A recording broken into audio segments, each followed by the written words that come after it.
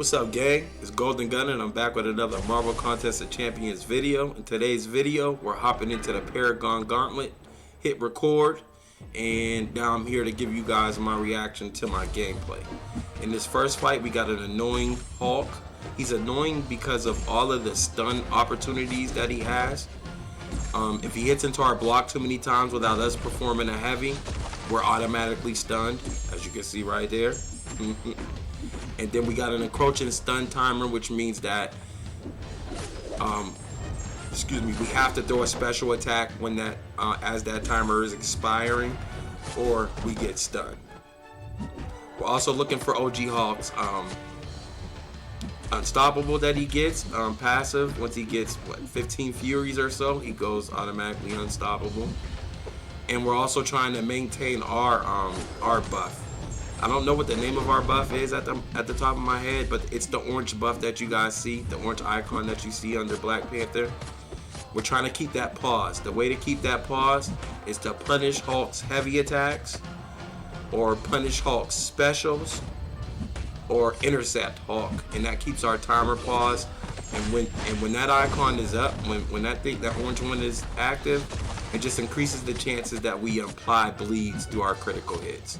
So, just trying to keep those that timer pause, trying to keep those bleeds up. This is my first time trying my rank 2 7-star Black Panther since I did the Necropolis. I got the extra mastery point, and I put that in the deep wounds. And as you guys can see, those bleeds are pretty much doing their job. We're just trying to get as many stacked on them as possible.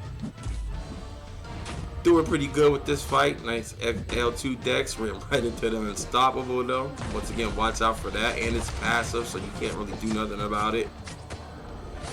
Our encroaching stun timer is coming, so we do our special there, so we wouldn't be stunned. And the good part about going for all of these intercepts is it decreases the chances that he hits into our block too many times, and then we get stunned that way. So, pretty straightforward fight. Good job, Black Panther. Pretty straightforward once you understand to look for those stun timer for the encroaching stun, and to make sure to keep him from hitting into your block 3 times without you heavy attacking, basically. In the second fight, we got Sasquatch, aka Bigfoot. That's what I'm gonna call him throughout this fight. Bigfoot. Bigfoot has been like the popular choice for the most annoying boss in this month's EQ. Everyone's been complaining about him because of the falter. I'm gonna tell you guys a way to get around it while showing you. Once you come out, you'll be able to parry. As you can see right here, I'm gonna try to go for a parry. Messed up my spacing on that heavy attack, but trying to go for my parry because we need to keep bleeds on this guy. We need to keep neurotoxins on this guy. So we can't parry while the parry timer is up. So we just parried right there. As you can see, we got the icon and there's a parry timer up. We're not allowed to parry now. It's best to stand there and block.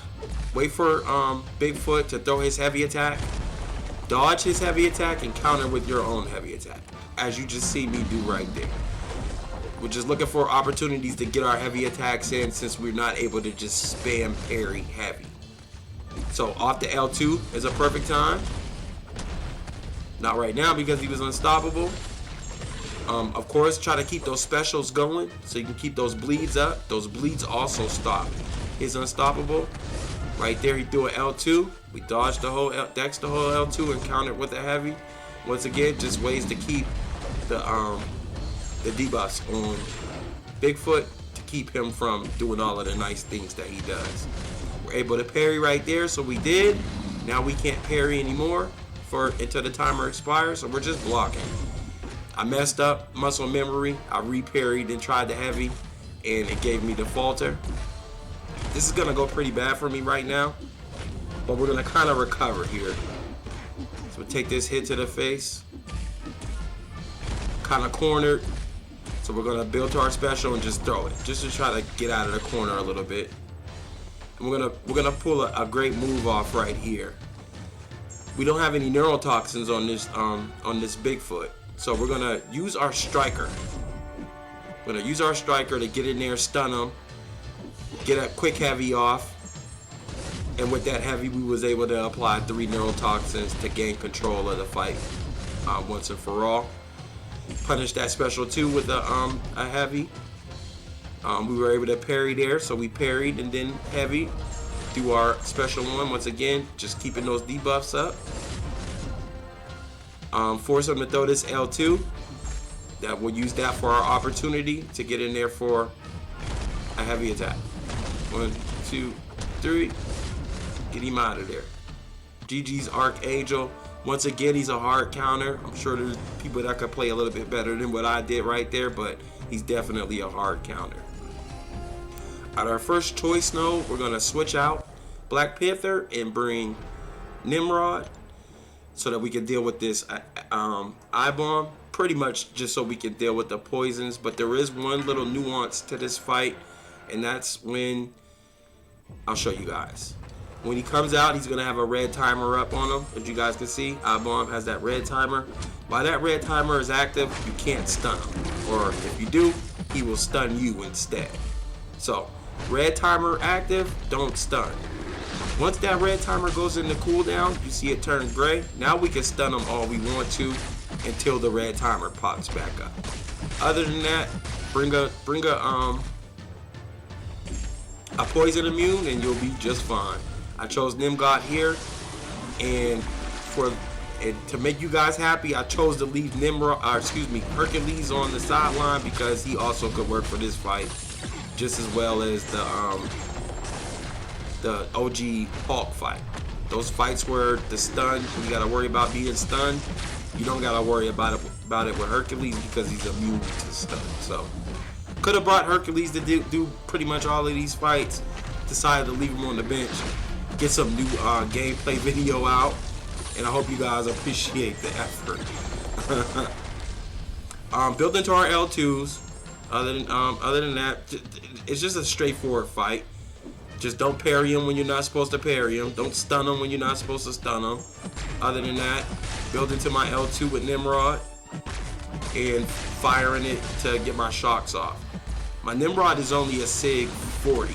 He's ranked 4, but he's only SIG 40. So if you're wondering why the damage looks so underwhelming on the L2, that's why. Get that SIG up and we'll do more damage on them shock debuffs. But with that aside, it's still a pretty easy fight. Still a pretty easy fight. Nimrod handled his business. Got in there with my L2s. And these things, watching them melt off them shocks, be satisfying. It really do. And yeah, that's pretty much it for this fight. Let it play out. I'm drinking ginger ale, y'all.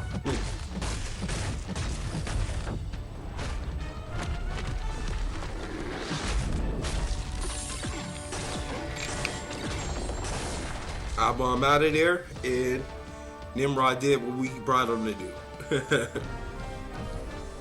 For this fight, we're gonna use the old wonderful, old reliable Dr. Doom. Not really much to explain with this fight either. Didn't even look at the node because I planned on just standing there, blocking, getting my opportunities to attack, make sure he don't throw his L1, and pretty much get him into an L2 Doom cycle. Come out, 5-hit, 4-hit combo into a heavy. Another 5-hit combo, but into a special 1. And then immediately block so he doesn't throw his L2. And then right from there, we power steal him and got to our L2. Through that L2, we could have went with a special 3 rotation, but the special 3 doesn't do much damage due to the node, I believe. So Doom was doing more damage on his basic attacks. So I just stayed with the L2 Doom cycle, and it worked perfectly fine.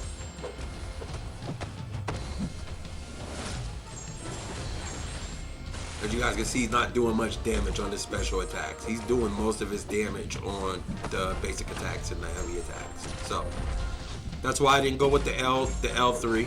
I could have went with the L3, but I just wanted to get the fight over quicker.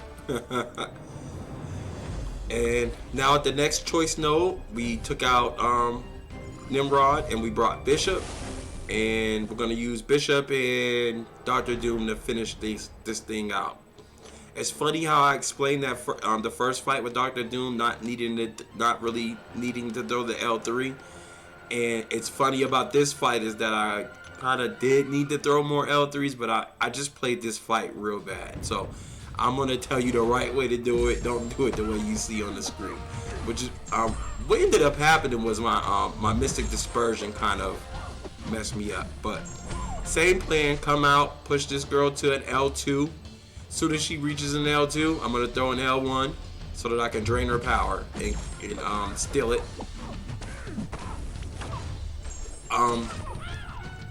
For some reason, I threw a back-to-back L2 here, even though she's immune to incinerates. So bad move there. And then to rectify myself, I didn't really do much better. Drained her power right there. I think I came with a striker after this. Yep. And then I was supposed to throw the L1 again, but the Mystic Dispersion just had me gaining way too much power. So from this point on, I should have been trying to go with an L3. I'm not sure if I did. Okay, I did. Alright, get the L3 off. Then we'll come out.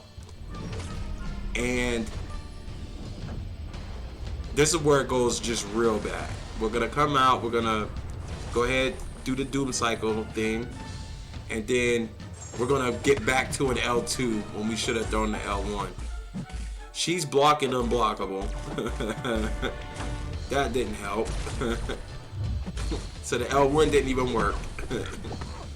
And then we kind of rebounded from that.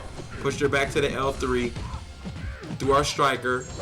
And then instead of throwing our L1 to drain the power, we accidentally push ourselves to an L2 once again. Big part due to the Mystic Dispersion. And then from there, it's a wrap. Shout out to Kushala. Got me down. Gave me my first death. Once again, it was horribly played. I got to my L1 as I was supposed to, and that would have went much differently. But oh well, we'll come back in with Bishop, finish the job, and then oh, iPad about to die. No surprise there, right? To all the people that's been following the channel, my iPad always about to die. Once again, this girl is immune to incinerate, so Bishop not gonna do no crazy incinerate damage or nothing like that. We're just trying to just get the fight out the way. We full sent it right here. L1 into the striker and get her out of there. I know risky, but I was a good 80% sure that was gonna work, especially with the assassins. And then this is the best fight of the whole path, of the whole Paragon Gauntlet. This is the Bishop Cheese fight right here. We got this annoying Cheelith with her auto blocks, and she's purifying the stuns from the parries and all that. But since she's since she's a skill champion, Bishop is a mutant. Bishop stops her from being able to purify that stun debuff. And of course, every time we parry, due to the node, we're gaining power. So it's just basically a bunch of Bishop L2s and parrying and L2s. Once again, not having to worry about auto blocks, not having to worry about her purifying the stun or whatever it is she does, cleansing the stun, and we just doing back-to-back L2s. Of course, due to the bleeds, it's taking our prowess away, so we can't build a bunch of prowess to throw our L2, but nonetheless, this fight was as easy as it gets. Hope you guys enjoyed this video. I'm gonna close this thing out. Hopefully you guys hit that like button if you enjoyed the video. Hit that subscribe button if you're new to the channel. And I'll catch you guys on the next one. Peace.